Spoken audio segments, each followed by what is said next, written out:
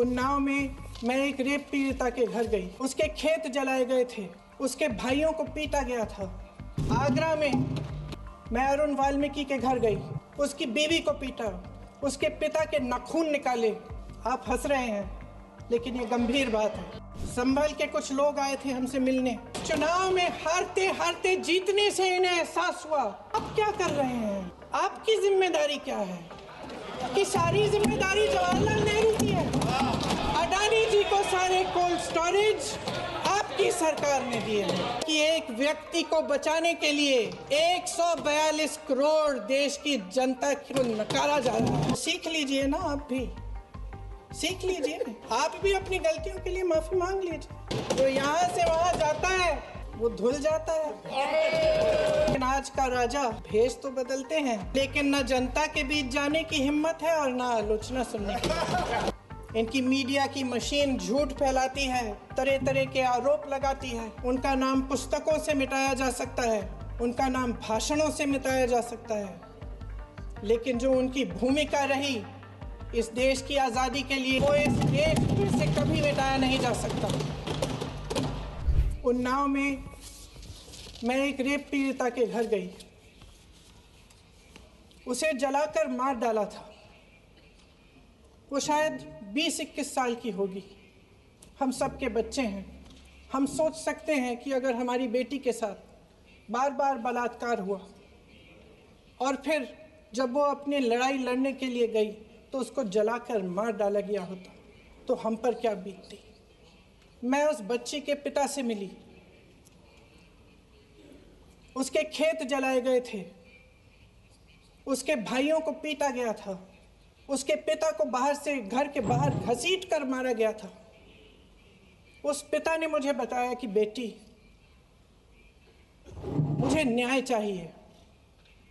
मेरी बेटी अपने एफआईआर को दर्ज करने के लिए जब ज़िले में गई तो उसको मना किया गया, अगले ज़िले में जाना पड़ा उसे। वो रोज़ सुबह 6 बजे उठकर तैयार होकर अकेली अपने मुकदमे को लड़ने के लिए अगले ज़िले में ट्रेन से जाती थी। उसके पिता ने मुझे कहा कि मैंने उससे कहा, बेटी अकेले मत जाओ, छोड़ दो ये लड़ाई। लेकिन उसकी बेटी ने उसको जवाब दिया कि नहीं पिताजी, मैं अकेली जाऊंगी, मैं लड़ूंगी, ये मेरी लड़ाई है, मैं इसको लड़ूंगी। ये लड़ने की क्षमता, ये हिम्मत उस लड़की को और करोड़ों भारत की नारियों को हमारे संविधान ने दी। आगरा में मैं अरुण वाल्मीकि के घर गई। अरुण वाल्मीकि पुलिस स्टेशन में काम करता था, सफाई का काम करता था। आप सोच सकते हैं हमारी तरह उसका भी परिवार था। नई नई शादी हुई थी, 2-3 महीनों का बच्चा था। पुलिस स्टेशन में चोरी हो गई। चोरी का इल्ज़ाम उस पर लगाया गया। उसके पूरे परिवार को उठाकर पुलिस स्टेशन में ले गए। आप हंस रहे हैं, लेकिन ये गंभीर बात है। गंभीर बात। शर्म करो, शर्म। अरुण वाल्मीकि को पीट पीट के मार डाला, उसकी बीवी को पीटा, उसके पिता के नाखून निकाले, उसके पूरे परिवार को पीटा गया। जब मैं उस जवान महिला से मिलने गई जो अभी अभी विधवा हुई थी, तो उसने मुझे कहा कि दीदी, हमें सिर्फ एक चीज़ चाहिए, हमें न्याय चाहिए और हम इस न्याय के लिए लड़ते रहेंगे, चाहे कुछ भी हो जाए। ये हिम्मत उस महिला को हमारे संविधान ने दी।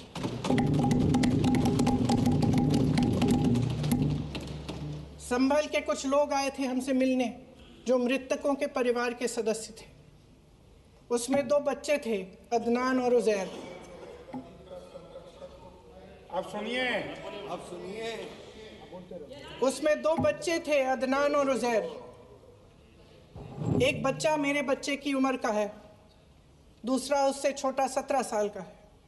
दर्जी के बेटे थे। दर्जी का एक ही सपना था कि वो अपने बेटों को पढ़ाएगा, लिखाएगा।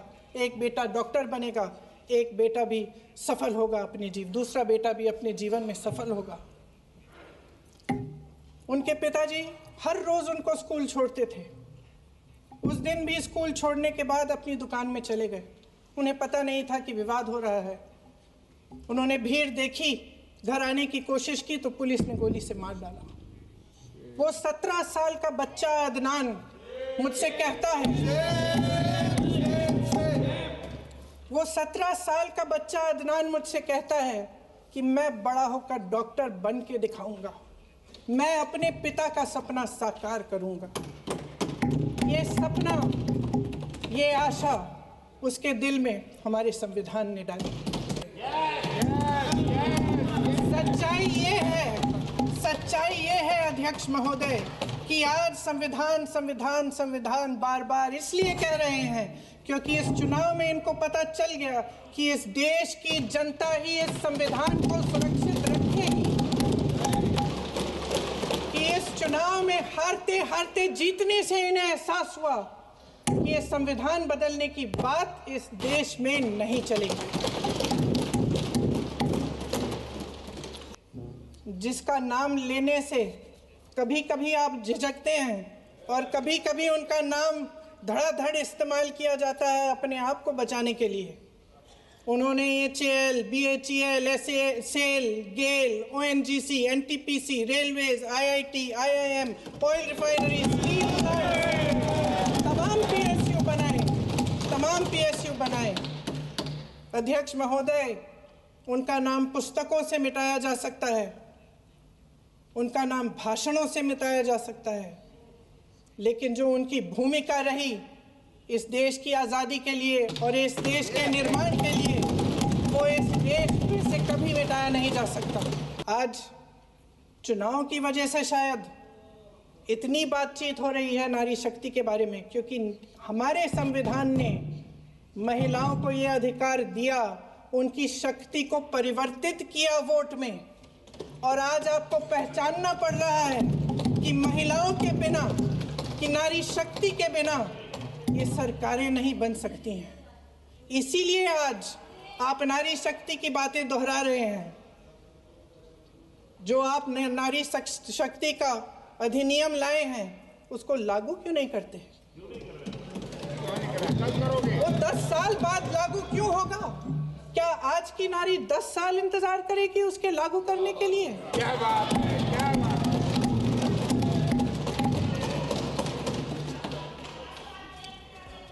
आज संसद में बैठे हुए सत्ता पक्ष के मेरे साथी ज्यादा से ज्यादा अतीत की बातें करते हैं। 1921 में क्या हुआ, कब हुआ, नेहरू जी ने क्या किया। अरे वर्तमान की बात करिए, देश को बताइए आप क्या कर रहे हैं, आपकी जिम्मेदारी क्या है? कि सारी जिम्मेदारी जवाहरलाल नेहरू की है। अध्यक्ष महोदय जी, ये सरकार आर्थिक न्याय का सुरक्षा कवच तोड़ रही है। आज संसद में बैठी ये सरकार बेरोजगारी और महंगाई से जूझ रही हमारी जनता को क्या राहत दे रही है? कृषि के कानून भी बड़े बड़े उद्योगपतियों के लिए बन रहे हैं। सही MSP को छोड़िए, DAP तक नहीं मिल रहा है।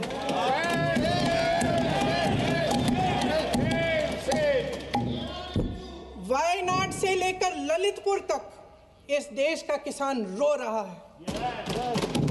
आपदा आती है तो उसको कोई राहत नहीं मिलती। भगवान भरोसे है आज इस देश का किसान, उसको छोड़ दिया गया है। आज हिमाचल में देखिए, जितने भी कानून बने हैं वो सब बड़े बड़े उद्योगपतियों के लिए बन रहे हैं। हिमाचल में जो सेब उगता था उसके जो छोटे छोटे किसान हैं वह रो रहे हैं, क्योंकि एक व्यक्ति के लिए सब कुछ बदला जा रहा है। सुनने की हिम्मत रखो। मैं अध्यक्ष महोदय जी,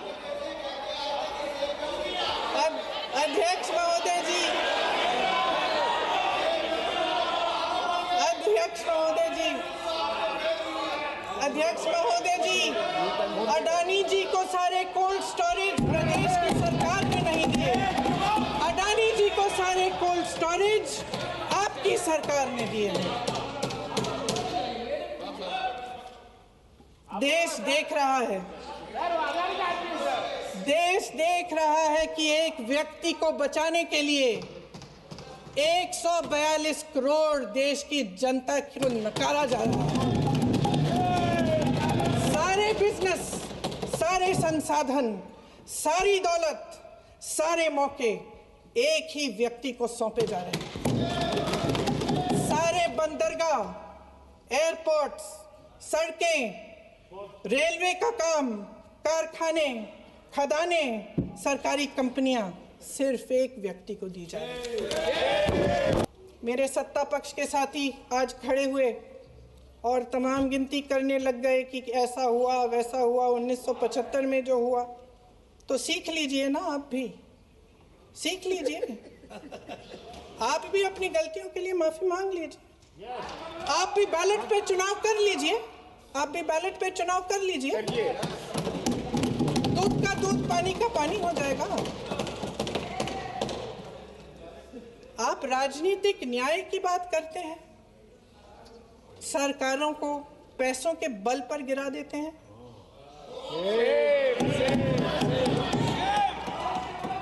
मेरा आग्रह है कि अपन संविधान में सकारात्मक बोले।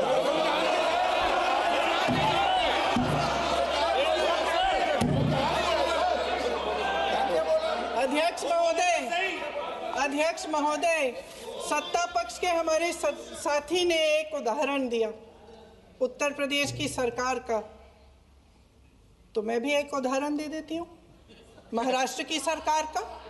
मैं भी एक उदाहरण दे देती हूँ हिमाचल की सरकार को तोड़ने की कोशिश किसने की, पैसों के बल पे की, गोवा की सरकार। तमाम उदाहरण राजस्थान की। क्या ये सरकारें जनता ने नहीं चुनी थी? क्या संविधान इन पर लागू नहीं था? पूरी देश की जनता जानती है कि इनका, हंसती है, जानती है कि इनके यहाँ तो वॉशिंग मशीन है।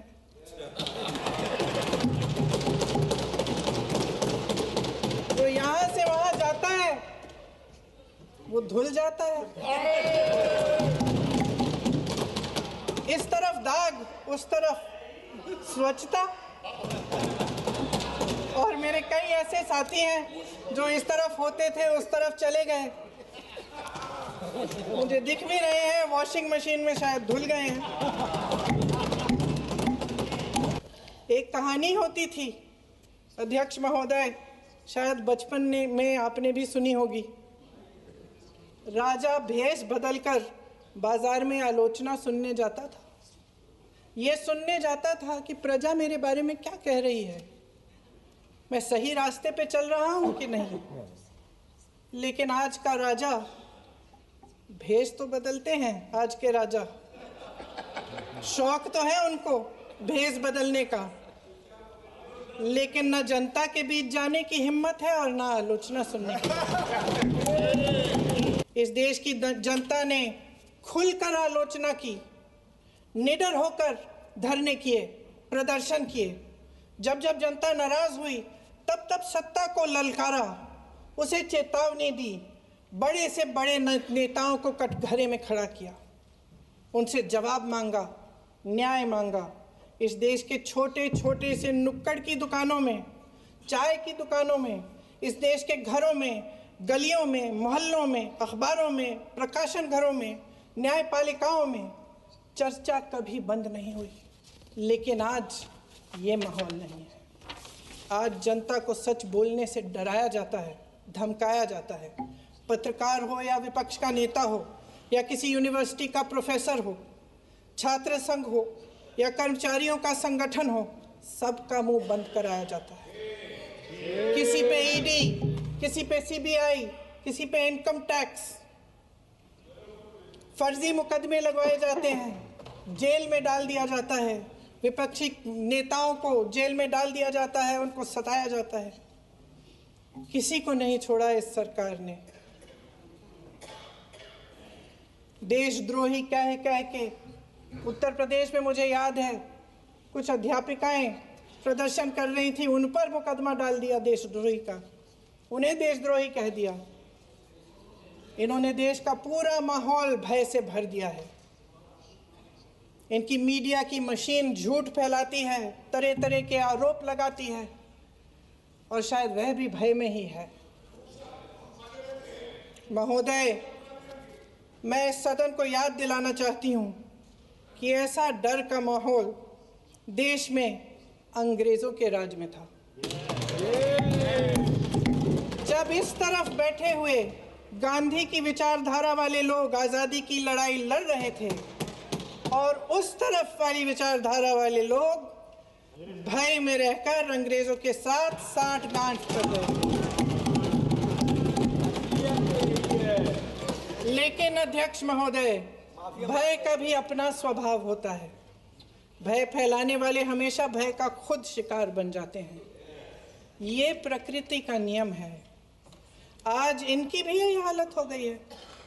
भय फैलाने के इतने आदी हो गए हैं कि खुद भय में रहने वाले हैं। चर्चा से डरते हैं, आलोचना से घबराते हैं। कई दिनों से हम मांग रहे हैं कि चर्चा करिए, लेकिन चर्चा करने की हिम्मत ही नहीं है।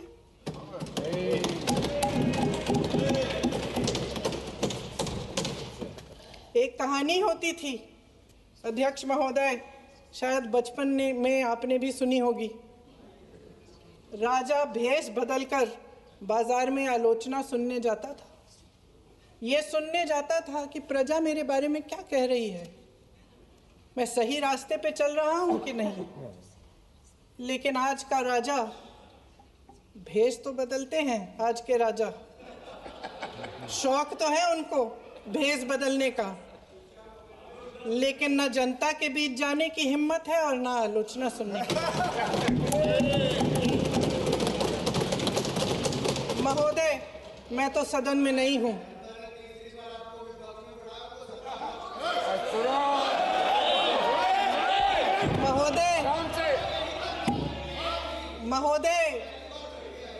महोदय, जनता में बहुत विवेक है, ये सही है।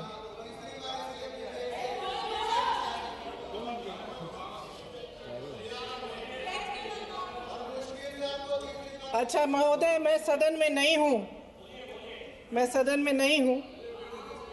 कुछ हाँ ठीक है, मैं सदन में नहीं हूँ, मात्र 15 दिनों से आ रही हूँ। लेकिन मुझे ताज्जुब होता है कि इन 15 दिनों में इतनी बड़े इश्यूज हैं, इतनी बड़ी बातें हैं। प्रधानमंत्री जी मात्र एक दिन के लिए, शायद 10 मिनट के लिए दिखे हैं सब।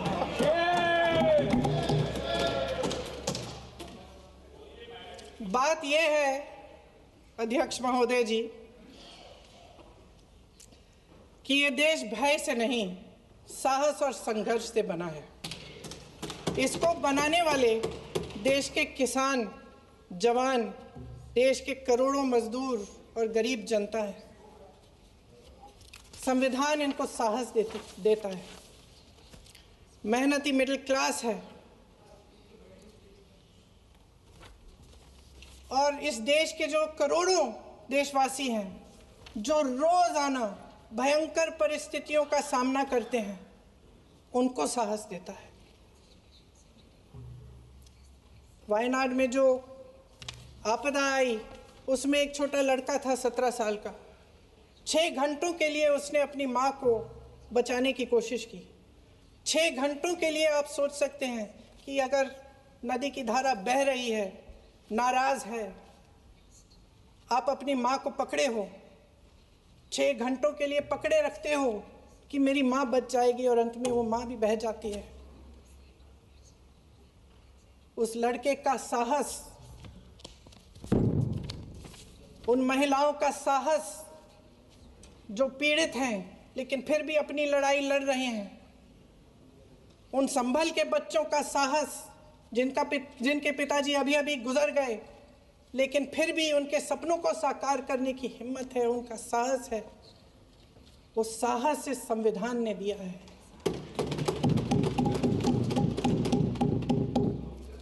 वो आत्मविश्वास से संविधान ने दिया है। ये देश भय से नहीं चल सकता, ये देश साहस से ही चलेगा। भय की भी सीमा होती है, और जब वो सीमा पार हो जाती है, जब किसी को इतना दबाया जाता है कि उसको लगने लगता है कि अब मेरे पास खोने के लिए कुछ नहीं है, तब उसमें एक ऐसी शक्ति पैदा होती है जिसके सामने कोई कायर खड़ा नहीं हो सकता। ये देश कायरों के हाथों में ज्यादा देर तक कभी नहीं रहा है। ये देश उठेगा, ये देश लड़ेगा, सत्य मांगेगा, सत्यमेव जयते। जय हिंद।